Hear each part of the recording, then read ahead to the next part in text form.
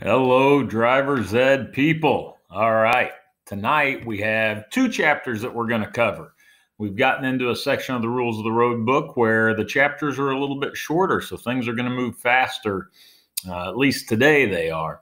And then next week we've got some information to cover that we'll be back to one chapter a day, but then we'll go fast through the end of the book because the last several chapters are all pretty short. So today we are going to be covering two chapters. The first one deals with traffic violations and crashes. How does that process work? What are you supposed to do in these situations? And then the second topic is when we get to chapter 8, we'll be talking about license suspension, revocation, denial, and cancellation. So 4 things that we just need to be aware of, and hopefully none of you ever have to deal with. Same goes for this chapter as well. This is stuff that you need to be aware of, but hopefully you never have to deal with it. So let's go ahead and get started in chapter 7 with traffic crashes. I want to point out one thing as we get started here. And that one thing is you'll notice that the word that we use here is a traffic crash. We don't call it a traffic accident. And there's a reason why we don't use that word. The word accident implies that there wasn't anything that could be done about it. It's nobody's fault. It just happened. Now, there are some instances where that is true, but those instances make up a very, very small percentage of the overall traffic crashes out there. So you're driving down the road and a deer literally runs into the side of your car. Okay, you didn't even see it coming. You couldn't have done anything about it. You weren't speeding. You weren't doing anything wrong, and it just happened. Okay, that's different than the majority of the situations that happen out there. So let's talk about traffic crashes. And by the way, traffic crashes always have at least one cause, and many times have multiple causes. So one person might be exceeding the speed limit, and someone else might be distracted, and those two things together cause the chances of a crash to be increased. So what do you do if you do find yourself involved in a traffic crash? Well, stop your vehicle in a safe, all right, that's key, safe, well-lit public place that does not obstruct traffic, if able to do so. Obviously, some crashes are bad enough that you're not moving your vehicle anywhere. Your vehicle's going to be where it is because the crash was bad. But if you bump into someone at a stop sign, that's considered a traffic crash. If you bump into someone at a stop sign, you don't have to stop right there and block the intersection and cause everybody else not to be able to go. You can pull off to the side of the road, past the intersection, get off on the shoulder, pull into a parking lot somewhere, get your vehicle into a safe area. If it's nighttime, make sure that that area is well lit. That's primarily for the safety of the people in the vehicles that are probably going to be getting out and talking to each other while they wait for the police to arrive. You don't want to obstruct traffic. Like I mentioned before, don't stop in the middle of an intersection. Now, as we said, sometimes you don't have any choice, but if you have a choice, move your car off of the road into a parking lot or off onto the shoulder. Make sure that you're visible. Put your hazard lights on. Make your car visible. If there are injuries, do what you can to help. All right, but don't go above and beyond your medical ability. If somebody is having trouble breathing, you don't pull the middle of your pin out and do a roadside tracheotomy and poke a hole in their throat. All right, that's you're not qualified for that. Okay, but do what you can to help, and definitely call 911 if somebody is injured and needs medical assistance. Okay, so there we go. Call 911 immediately. Now, if there are no injuries, it is perfectly fine to call the non-emergency police number. If you're in Staunton and you don't have the police number in your phone, Google it. You can find it really easily, and that goes for any town that you're in. You can just Google the police station, and it'll pull up the non-emergency number, and you can call that non-emergency number. If you're out in the country, Google the county police for the area that you're in. So if you're outside of Staunton, you would Google Macoupin County Police, and that would give you the number that you need to call. It's not a bad idea to program those local numbers in. Program the Staunton Police number into your phone. Program the Macoupin County Police number into your phone so that you have it. That way, if you don't have internet service, or you're out of data or whatever, you still can make that call because you already have it programmed into your phone. Warn other drivers by using emergency flashers. So that's literally just turning on the flashers on your car. It's always marked by a red or orange double triangle button in your vehicle. Actually, sometimes that button has a double white triangle, but it's always going to have a triangle shape. That's what signifies the emergency flashers. And then also, if you have flares, I don't know hardly anyone that actually carries roadside flares in their car anymore, except for semi-drivers. But if you have roadside flares in your car, you can use those. That's perfectly fine. Just make sure that you keep them away from people because they will burn the snot out of someone.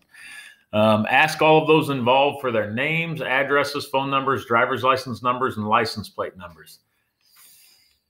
This is what the rules of the road book says, but I don't know, that seems a little awkward. Now, if you're in a crash, and you're worried that this person might drive away or something, it doesn't hurt at all to take your phone and snap a quick picture of their license plate. Try to do it so they don't know what you're doing. But, that way, if someone does decide that, hey, I'm out of here, I'm not sticking around and waiting for the cops, you have the license plate number that you can give to the police if someone does flee the scene in a hit and run fashion.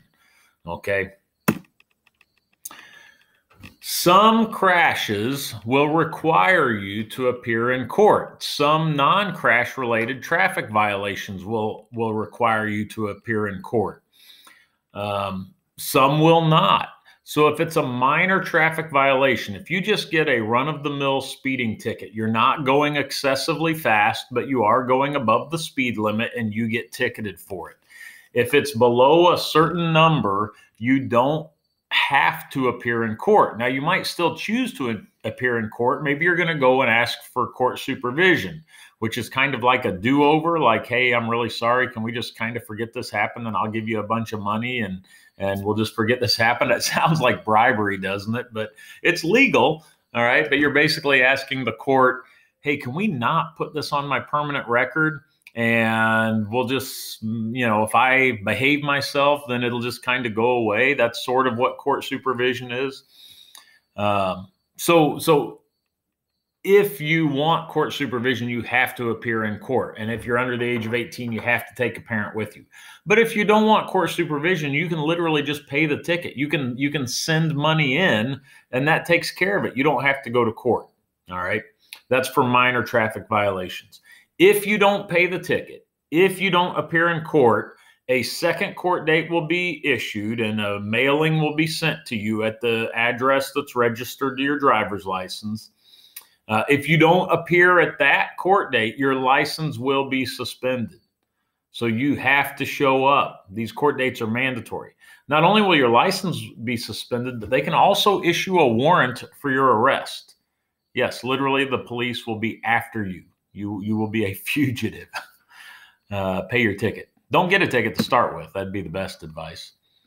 Non-resident violator compact. What are we talking about here with a non-resident violator compact? Let's say that you are on vacation and you're in another state. Let's just make it Florida. And you're driving your car and you get a ticket while you're in Florida. If you get a ticket while you're in Florida, you might think, I don't have to pay that ticket. I probably won't come back to Florida for years. I'm sure they will have forgotten about it by then. I don't think so. That's not the way it works. Non-resident violator compact says that if you violate the driving laws in another state, they contact your home state, and if you don't pay your ticket or you don't show up to a mandatory court appearance, they will hunt you down in Illinois. They will suspend your license, and they can even arrest you and extradite you to Florida or wherever it is, okay? So that's the non-resident violator compact. Compact is just an agreement between the states that, hey, we're going to watch each other's back. And if somebody's breaking the law in our state and then going back home to your state, you're going to get them. And we'll do the same, vice versa. Okay. Good information for you to know.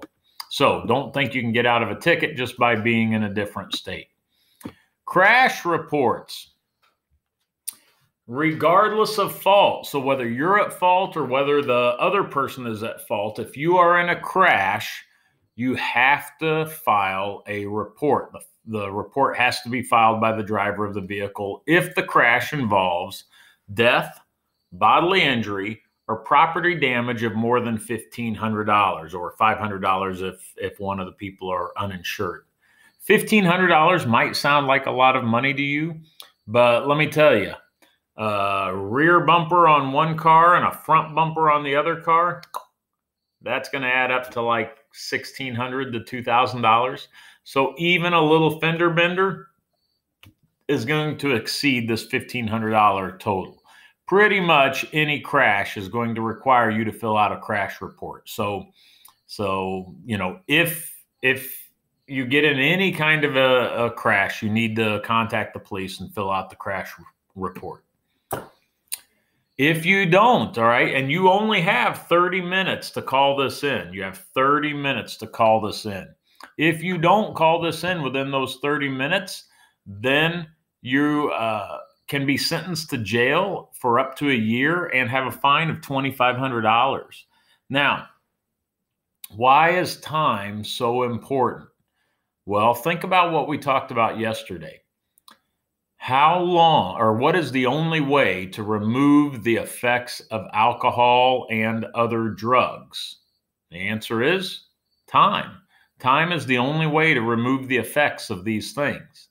And so if you get in a crash and you're waiting like 3-4 hours before you call it in, why would you wait that long?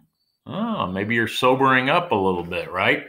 So there are stiff penalties if you wait before you call in a crash. Leaving the scene of a crash. If you leave the scene of a crash, also known as a hit and run, okay, or if you were the one that was hit, you're still running even though you didn't do the hitting. If you leave the scene of a crash, your license will be suspended. If death or personal injury has occurred, your license will be revoked. Why might a person leave the scene of a crash? Maybe they don't have a license. Maybe they don't have insurance. Maybe there's a warrant out for their arrest, whatever. You know, there are lots of reasons why someone might choose to leave the scene of a crash. None of those reasons are good. Okay, so leaving the scene of a crash is a crime. And actually, your license being suspended is probably the least of your worries because a hit and run is criminal. That's a criminal act also. And so you're probably going to jail. Unattended vehicles. So this usually happens at a parking lot or on the side of the street or something like that, okay? You're pulling into a parking space and you hit somebody. That's hitting an unattended vehicle. So what does the law say that you are to do in that situation? Well, stop your vehicle in an area away from traffic. And if you're in a parking lot, you know, just pull into a parking space. Leave your name, address, phone number, and license plate number on the vehicle or property if the owner cannot be found. Now, I would say that maybe you should do this first while you go find the owner. You know, if you're in a parking lot, let's say that you're in Edwardsville or something, and I don't know, you're going to Target or whatever, some store in Edwardsville, and you hit a car in the parking lot. And you're like, oh, man, shoot. And so you go inside the Target and ask them to page this person. And they're paging the owner of vehicle with license plate, whatever. And nobody shows up. And you're like, okay, shoot, I guess I better go back out to the car and leave my name, address, phone number, and license plate number so that they know how to get a hold of me and we can get this taken care of. And you go back out there and they're gone. Because while you were going in to have their license plate number called, they came out, didn't even notice that their car had been hit, put their groceries in, and left, and now you don't have a way to get a hold of them.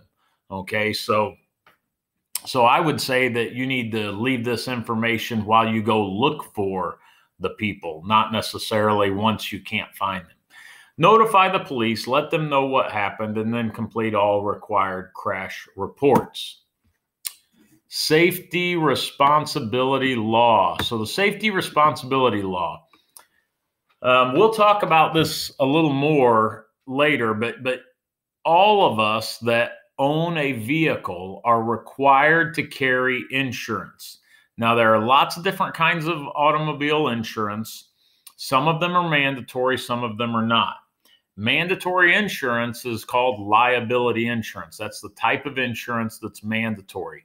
So what does that mean? Well, liability insurance is if I'm in a crash and it's my fault, I am liable. I'm responsible for that crash. And since it's my fault, I'm the one that should pay the damages. Okay, that makes sense, right? So you're required to have that kind of coverage. Drivers who don't have liability insurance are still financially responsible. If you don't have insurance and you cause a crash, it's like, well, sorry, I don't have insurance, so you're tough out of luck. No, that's not the way it works. You're still financially responsible. And, the court will find you financially responsible, and you have to set up some way of paying this person the damages. Driver's license and vehicle registration privileges can be suspended until you provide proof of financial responsibility. If you aren't setting this up properly, the courts can literally do something that's called garnish your wages. And what does that mean? Well, if you're not taking care of it, and if you're not paying the person the money that they're owed, the courts can contact your employer. So like for me, it would be they would contact Staunton Schools and they would say, hey, we have a judgment against Mr. Smith for, let's just say, $5,000. I caused $5,000 of damage. We need you to give us whatever, X number of dollars, $500 out of his next 10 paychecks to pay this off. So if you're not taking care of it on your end, they will force this to happen. So safety responsibility law says that you're still responsible even if you don't have insurance. Okay, so that's a little bit of information about crashes and court appearances and things like that. Let's talk now about some things that hopefully you don't ever have to worry about. But there are 4 terms that you need to be aware of: revocation, suspension, denial, and cancellation. Okay, revocation, suspension, denial, and cancellation. We're going to go through a lot of things here. It's not important that you memorize all of these, but just so that you know where they fit into these categories. What does it mean to have your license revoked? Revocation means an indefinite withdrawal of driving privileges. So what do I compare this to? Well, have you ever been grounded and your parents were so mad when they grounded you, they said that you're grounded and you're like, well, for how long? And they're like, I don't even know how long. You're grounded until I decide that you're ungrounded. That's indefinite. There's no definite amount of time. You might get ungrounded someday. You might not. Okay. You might get your driving privileges back someday. You might not. It's indefinite. Your license is revoked. You literally don't have a license anymore. Okay. That's revocation. Some of you are like, yeah, I'm grounded that way right now. I don't know if I'm ever going to leave my house again. Sorry, obey your parents. So what are some things that can cause you to have a revocation of license? Aggravated DUI or regular DUI. They can revoke your license for that.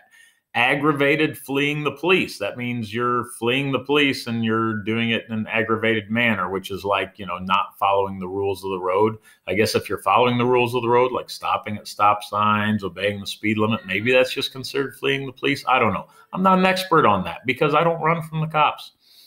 Aggravated reckless driving, auto theft, and drag or street racing. Yeah, if you're racing a car on the street, whether it's just, a short drag race or whether it's, driving around racing someone, yeah, that's illegal and you can have your license revoked and you're going to jail as well, okay?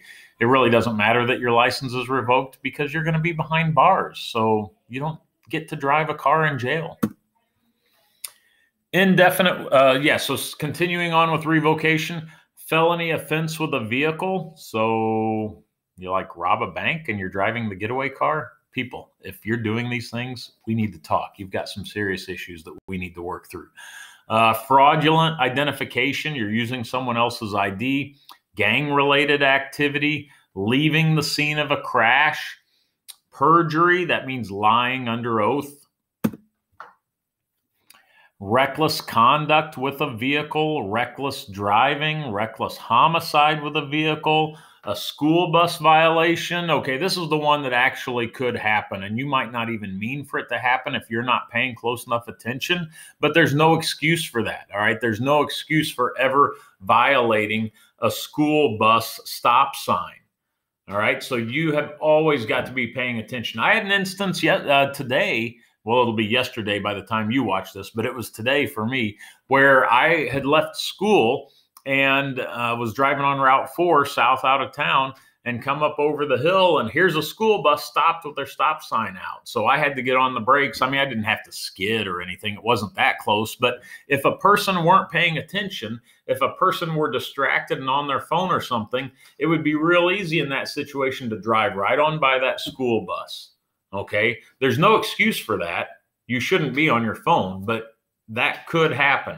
And so your license could be revoked for that. And it's really expensive fine if you pass a stopped school bus that's got its stop sign out and its red lights flashing. So that's revocation. Suspension. Suspension is temporary loss of driving privileges. So this is like your standard grounding. You know, you messed up. Your parents say that you're grounded for 2 weeks. 2 weeks. So suspension is like that. It's a temporary loss of driving privileges. There's a set amount of time attached to it. And as long as you don't screw up during that amount of time, you're good. You'll get your license back. So what are some things that fall into this category? 5 or more automated traffic violations that are unpaid. We don't even have these in Staunton. This is like a red light camera that they would have down in St. Louis or somewhere like that, or up in Chicago. And so you get dinged by the red light camera and you get 5 or more of those and don't pay them, they're going to suspend your license. Causing a crash in a construction zone. You better hope that nobody gets hurt or killed, or you're going to be in some real serious trouble. Child visitation abuse. So remember, some of these things might be non-driving related because, again, driving is a privilege, and so you have to do certain things to be able to keep that privilege. Drug or alcohol test failure or refusal. We talked about that some yesterday. Drug or sex offense while operating an automobile. We don't need to talk about that one anymore. Failure to appear violation. So that means you're required to appear in court and you don't show up. Your license is going to be suspended. Failure to obey railroad crossing signal. Arms come down, lights are flashing, and you're like, forget it. Guess what? Your license just got suspended if you manage to survive that bad decision. Failure to pay child support. Your license will be suspended. 10 or more unpaid parking violations. Seriously, people, what are you doing? 10 or more unpaid parking violations? You probably have a boot on your car by this point. School bus violations. Some of these things show up in multiple categories. So that was in revocation. It's also in suspension. Speeding in a construction zone. If you want to know the full list, because the full list of suspension stuff is super long, just go to the rules of the road book. But, you know, if you're not obeying the rules of the road in a serious manner, your license is going to get suspended. Cancellation. Okay, this is a category that is significantly different than suspension and revocation. Suspension and revocation, both of them, you did something wrong. Cancellation, there are some things that you do wrong that cause your license to get canceled, but it could also be something that's totally not your fault at all. You didn't do anything wrong. You just developed a medical condition that makes it unsafe for you to drive. So cancellation is you have driving privileges, you've got a license or a permit, and something happens that makes you not have that anymore. Your driving privileges are terminated. So it could be the development of a medical condition. Maybe all of a sudden you start having seizures and they have to terminate your driving privileges. They cancel your license. Now, if your doctor can figure out what medication to put you on to cause those seizures to go away, you can get your license back. But if they can't get that under control, then you won't be able to, because it's simply not safe for you and it's not safe for the other people. It's not designed to be a punishment. It's just designed to keep you safe. Some other things that are your fault would be failure to appear for reexamination. So your license is getting ready to expire. You get a letter in the mail that says, hey, because you got 2 tickets, you got to come in and take the test again. And you don't do it. You don't show up. Well, they just cancel your license. Fraudulent application. So you applied for a license and you got a license, and then they figure out that you were lying on that license. You lied about your birth date, or you lied about your address, or you lied about something, and they're going to cancel your license. They're going to say, yeah, you remember that time we gave you that license? Yeah, well, tough luck. You don't get to keep it. Or you're just flat out ineligible. You're not eligible to have a license for whatever reason. Denial. So this is something that actually only applies to people in your age category. This is a temporary refusal of the privilege of applying for a driver's license. Now, if any of you out there are already going out and driving with your parents and you don't have a permit yet, which I would assume if you're watching this video, you don't. If you don't have a permit yet and you're going out and driving with your parents, as well-intentioned as your parents are to try to help get you some practice, it's illegal. You cannot drive on public roads without a permit or license. Now, if you're in, let's say you live out in the country and you just in your driveway, you've got a long lane or something, or you're on somebody's private property, okay? That's a little bit different, but you got to know you are not covered by your insurance company. So if you wreck that car, your insurance company will not pay for the damages. So it's really risky. You guys are so close to getting your permit, just wait a little while. And then once you get your permit, you got plenty of time to do your practice driving, okay? But back to denial. So denial is temporary refusal of the privilege of applying for a driver's license. What kind of things can cause you to be denied that privilege? Well, driving without a valid driver's license or permit prior to age 18. That's exactly what I was talking about there. That will also include things like driving a four-wheeler down the road. That's illegal. If you get caught doing that, they can actually withhold your driver's license until you're 18. Any serious moving violation prior to the age of 18. So if you've got a permit and then you have a serious moving violation while you have that permit, when you go to get your license, they can just say, no, you screwed up while you had your permit. And any crash involving serious injury or death. One of the last things this might be the very last slide. One of the last things that we've got to talk about today are some special driving permits. So we talked about a lot of stuff here where you can have your license taken away, suspended, revoked, okay? And those are primarily the 2 categories we're talking about here. So if your license gets suspended or revoked, that can cause some serious problems in life, right? For you guys as high school students, it's really just a big inconvenience and kind of embarrassing, right? But for somebody that's older, and even for you guys too, if you have a job, it can really make a big difference for you financially. If you don't have a way to get to work anymore, that's a serious problem. All right. So, if my license were suspended, well, let's say I'm not a driver's ed teacher, because as a driver's ed teacher, if my license gets suspended, I don't have a job. I literally cannot do this job without a license. The state won't let you. But let's say I'm teaching something else. I'm teaching another subject. If my license gets suspended, how am I going to get to work? I live in Carlinville and work in Staunton. How am I going to get to work? So I can't even keep my same job anymore unless I can find somebody to give me a ride. Well, you can go to the state and you can say, hey, here's the situation. Is there any way I can get, I can just drive to work and home? and they can issue you a restricted driving permit. It's not a license. It won't allow you to drive anywhere. But you tell them the arrangements of your work, and they say that, all right, on days where you are working, you can drive from home to work during this time window. You know, if you have to be at work at 7, then you can be on the road between 6 and 7.